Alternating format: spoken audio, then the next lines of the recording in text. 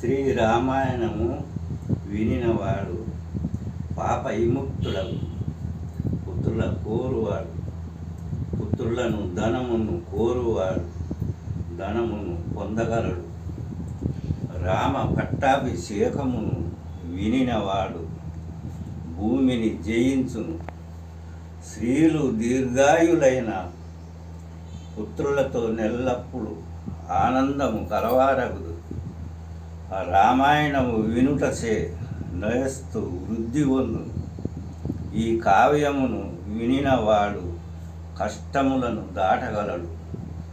పూజించుచు నీ కావ్యమును పాటించువాడు సమస్త పాపముల నుండి విముక్తుడగును, దీర్ఘాయునగును.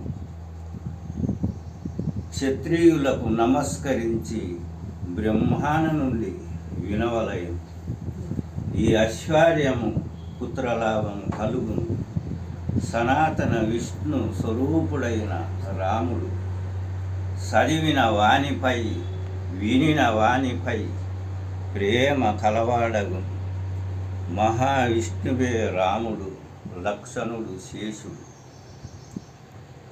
ఇట్టి పురాణ కథ మీకు శుభము కలగజేయుగాక. విష్ణువునకు బలము వృద్ధి పొందవలెనని చేర్చక పలుకుడు. దేవతలెల్లారు వినుట వలన సంతోషింతురు. పితృదేవతలు ఆనందితురు. మార్చి రచించినవి సవితమును భక్తితో రాసినవాడు స్వర్గమందు నివసించు. శుభమైనవి కావ్యమును వినిన వానికి కుటుంబ వృద్ధి, ధనధాన్య వృద్ధి, ఉత్తమ సుఖములు లభించును. అభివృద్ధిని కోరువారు శుభమైనవి కావ్యమును వినవలయు. శ్రీరామచంద్ర సితపారిజాత సమస్త కళ్యాణ గుణాభిరామ. సీత ముఖం గోరువా సంచారికో నిరంతరం మంగళం.